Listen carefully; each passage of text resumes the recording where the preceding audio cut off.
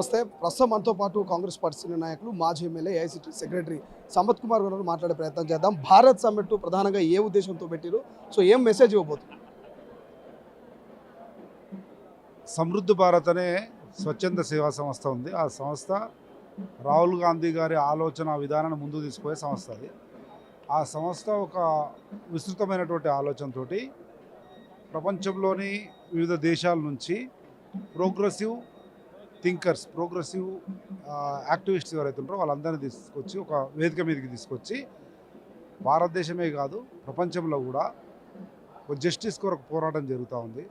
స్వేచ్ఛ, సమానత్వము, మానవత్వం వీటి మీద ఒక సెషన్ చేసి ప్రపంచవ్యాప్తంగా ఉన్నటువంటి ఈ సౌభ్రాతృత్వం, ప్రోగ్రెసివ్ అంటే అడ్వాన్స్మెంట్ వాళ్ళ మీద చర్చ. దాంట్లో భాగంగా డిఫరెంట్ వేదికల ద్వారా ఈరోజు ఇప్పుడు జరుగుతూ ఉంది 10:30 నుంచి మహిళా సాధికారత మీద జరుగుతూ ఉంది.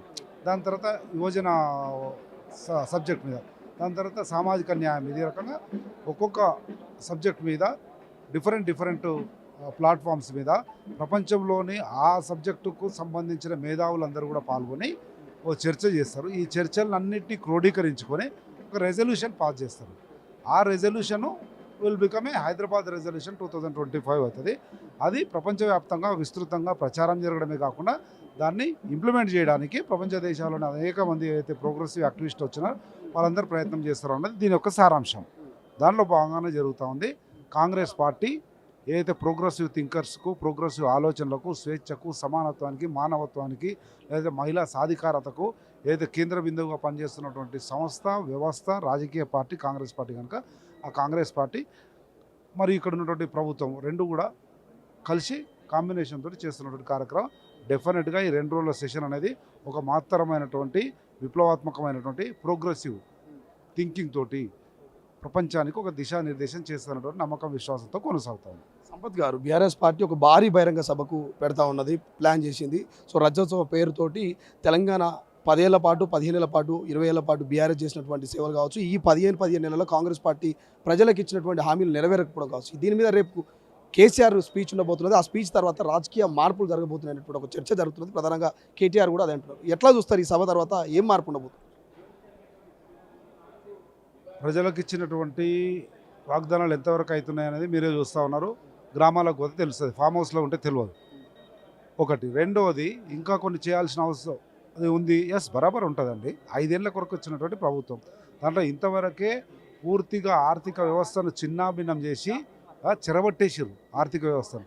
అటువంటి పరిస్థితుల్లో కూడా పొదుపుగా ఆర్థిక వనరులను సమకూర్చుకొని ముందుకు పోతున్న విధానము ఈ రోజు వరకు అయితే అభినందనీయం. తెలంగాణ రాష్ట్ర ప్రభుత్వము ఆర్థిక వనరులు సమకూర్చుకొని ఇచ్చినటువంటి వాగ్దానాలు అమలు పరిస్థితి ముందుకు పోతుంది. ఏదన్నా ఒకవేళ అసంతృప్తి ఉంటే కేసీఆర్ కుటుంబంలో ఉండొచ్చు, ఎందుకంటే అధికారంలో ఉండి అధికారం కోల్పోయి అడ్డగోలుగా సంపాదించుకుంటే అది లేదని అంతకుమించి ఏముండదు. ఇటువంటి డైలాగులు, ఇటువంటి వాతావరణం, ఇటువంటి జిమ్మికులు, ఇటువంటి హైప్ క్రియేట్ చేయడాలు, ఈ ఈవెంట్ మేనేజ్మెంట్లు టీఆర్ఎస్కు, కేటీఆర్కు సర్వసాధారణము. దాంట్లో భాగంగానే ఏదో 27 ఏదో అవుతుంది, భూమి బద్దలు అవుతుంది. కేసీఆర్ అన్న మీరు రావాలి అంటున్నారు, జనం గుండెల్లో కేసీఆర్ ఇంకా మిగిలే ఉన్నట్టున్నారు. కాంగ్రెస్లో అరాచకం తప్ప ఎక్కడ కూడా అభివృద్ధి లేదు, మీరు రావాలని కోరుకుంటున్నారు అంటున్నారు కదా కేసీఆర్ని. లక్షల మందిలో రేపు సభకు తరలి రాబోతున్నారు అనేటువంటి సందేశాన్ని కూడా ఇస్తూ ఉన్నారు కదా, నిజంగా వచ్చే అవకాశం ఉందా? 100% మీరు అన్నట్లు వాళ్ళు ఏదో కోరుకుంటున్నారని సందేశం ఇస్తారు. మాది వెళ్ళిపోయింది, చితికిల పడ్డది, ఎత్తిపోయింది బీఆర్ఎస్ పార్టీ, టీఆర్ఎస్ పార్టీ అని చెప్తారు. వాళ్ళు న్యాచురల్గా వాళ్ళ పార్టీని వాళ్ళు పెంచుకోవడానికి చేసే ప్రయత్నంలో కానీ 27 సేమ్ ఎవరు ఏది పెట్టినా కానీ న్యాచురల్గా వాళ్ళ పార్టీని కొద్దిగా గొప్ప ఇంకా కొద్దిగా పెంచుకోవడానికి ప్రయత్నంలో భాగంగా జరుగుతుంది. మేమైనా వాళ్ళైనా రాజకీయ పార్టీ, ఎవరికి వీలైనంత వరకు వాళ్ళు హైప్ చేసుకోవడానికి, ఎవరికి వీలైనంత వరకు పాజిటివ్ థింకింగ్ ఉంటుంది. కానీ 14 నెలలు అయింది ప్రభుత్వం మారి.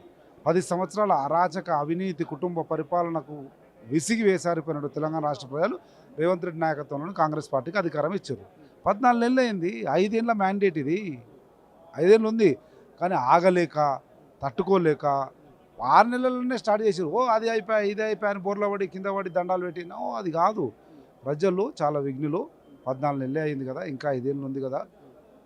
ఇందిరమ్మ ఇండ్లు గ్రౌండింగ్ అవుతున్నాయి, భూభారత్ వచ్చింది. ఈ 10 సంవత్సరాల మానసిక వేదన నుంచి భూభారత్ బయటపడేస్తుంది. ఈ 10 సంవత్సరాలు డబుల్ బెడ్రూమ్ మీద ఓట్లు వేసుకున్నాడు, ఇండ్లు ఇందిరమ్మ ఇండ్లు ఇస్తున్నాయి. ఇట్లా ఒక్కొక్కటి చేసుకుంటూ అవుతా ఏం భయపడాల్సిన అవసరం. సుభిక్షంగా సర్వతోముఖాభివృద్ధి చెందినటువంటి తెలంగాణ రాష్ట్రం రేవంత్ రెడ్డి గారి నాయకత్వంలో ఆవిర్భవిస్తుంది. అడుగులు వడివడిగా పడతా ఉన్నాయి. ఇంకొక 6 నెలల్లో అన్ని గ్యారెంటీలు కూడా పూర్తవుతాయి.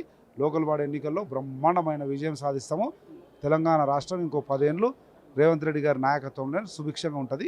సర్వతోముఖాభివృద్ధి చెందిన రైజింగ్ తెలంగాణ భారతదేశం మొత్తంలో తెలంగాణ ఒక రోల్ మోడల్. తెలంగాణ ఈరోజు చూస్తూ ఉన్నాం, ఎస్సీ కేటగరైజేషన్ కానీ బీసీ కులగరం కానీ చారిత్రాత్మకమైన నిర్ణయాలు ఎవరు తీసుకోలేని, దమ్ము లేని, ధైర్యం లేని ముఖ్యమంత్రులు అందరూ అనేక మందిని చూస్తాం.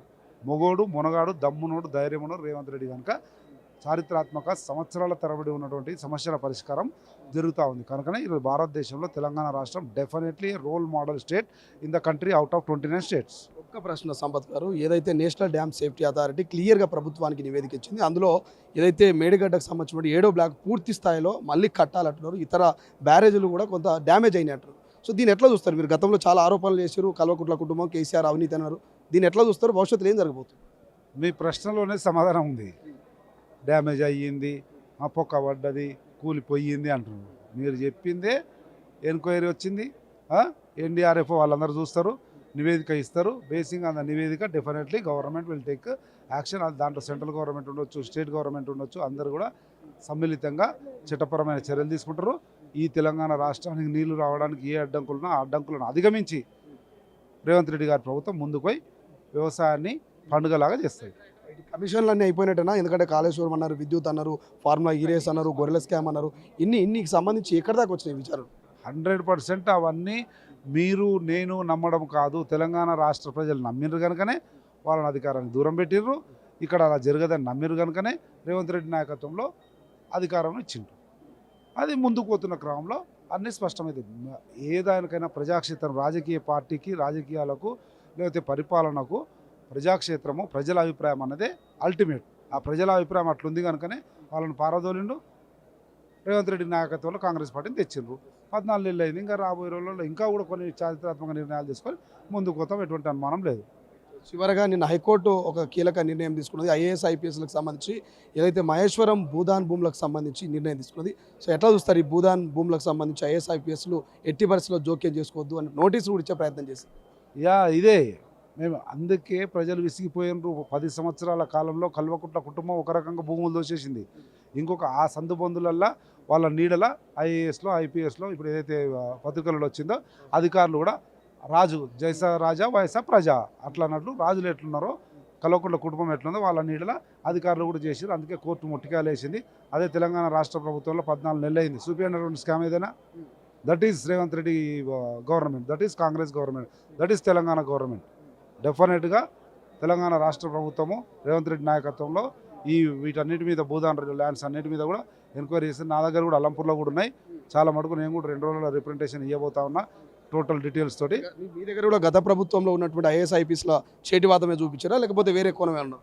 ఐఏఎస్ ఐపీఎస్లు చూపించడం ఒకవైపు, ఇంకోటి టీఆర్ఎస్ పార్టీ నాయకులు అడ్డగోలుగా భూదాన్ ల్యాండ్స్ను చెరబట్టి ఇష్టం వచ్చినట్టు చిందర వందరగా ఆక్రమించుకున్నారు. దాంతోపాటు నేను అఫీషియల్గా చెప్తా ఉన్నా, నా దగ్గర ఉన్నటువంటి మళ్ళీ వేయండి, ఇది వేయండి, రాష్ట్రం మొత్తము ఫ్లాష్ అవుతుంది. మా దగ్గర వల్లూరు క్రాంతి అని ఉండే కలెక్టర్, ఆమె కర్నూలు, ఆమె వాళ్ళ నాయన డాక్టరు, కర్నూలు పక్కనే అలంపూర్, మాకు సంబంధాలు ఎక్కువ కనుక వాళ్ళ నాయన వచ్చి అలంపూర్ నియోజకవర్గం ఏనో ఒక దగ్గర కూర్చొని మొత్తం ఎక్కడ లేని భూదాన్ ల్యాండ్లు, సీలింగ్ ల్యాండ్లు ఇవన్నీ కూడా సెటిల్మెంట్ చేసుకోవాలి, కలెక్షన్ చేసుకోవాలి, సంచులు తీసుకోవాలి, బిడ్డకు ఫోన్ చేయాలి, బిడ్డ ఇమీడియట్గా క్లియర్ చేయాలి.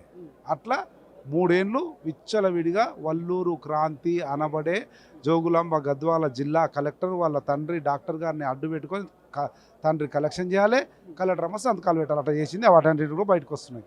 మీరు ఫిర్యాదు చేస్తారమ్మా దీని మీద అఫీషియల్గా? ఇప్పుడు మీరు గవర్నమెంట్లో ఉన్నారు కాబట్టి ఎవరికైనా ఆల్రెడీ ఫిర్యాదు చేసినాము, ముఖ్యమంత్రికి ఇచ్చినాం, చీఫ్ సెక్రటరీకి ఇచ్చినాం. ఎంక్వైరీ కొనసాగుతుంది. ఒకవేళ ఎక్కడైనా ఆమె కలెక్టర్ కదా అని చెప్పి ఎంక్వైరీ ఒకవేళ మందుకోడిగా పోతుంటే దాన్ని ఇంకా త్వరితగతం చేయడానికి నేను కూడా ప్రయత్నం చేస్తాను. ఇది మనం గతంలో ఉన్నటువంటి ఐఏఎస్ ఐపీఎస్లే కాదు. సో తాజాగా మనకు సంపత్ కుమార్ చెప్తా ఉన్నారు, మా జిల్లా కలెక్టర్ కూడా ఈ రకమైనటువంటి వ్యవహార శైలికి పాల్పడరు. సో శతకాలు పెట్టి అడ్డగోలుగా భూదాన్ భూములంతా కూడా పట్టా భూములుగా మార్చడం, ఇల్లీగల్గా వాటిని వ్యవహరించడం జరిగింది. ఖచ్చితంగా దాని మీద కూడా సీరియస్గా తీసుకోవాలి. ఇప్పటికే నేను సీఎంకు రిక్వెస్ట్ చేశాను, సీఎంకు ఫిర్యాదు చేశానంటూ సంపత్ కుమార్ చెప్తున్నటువంటి పరిస్థితి. చూద్దాం మరి ఐఏఎస్ ఐపీఎస్లకు సంబంధించినటువంటి భూదాన్ల ఇష్యూ ఎక్కడ దాకా పోతుంది. ఏం కథ అనేది. కెమెరా పర్సన్ అజయ్తో శ్రీశైలం, తొలి వెలుగు, హైదరాబాద్. ప్రపంచంలో ఏ మూల ఏ క్షణం ఏం జరుగుతుందో వేగంగా తెలుసుకోవడానికి తొలి వెలుగు వాట్సాప్ ఛానల్ని ఫాలో చేయండి.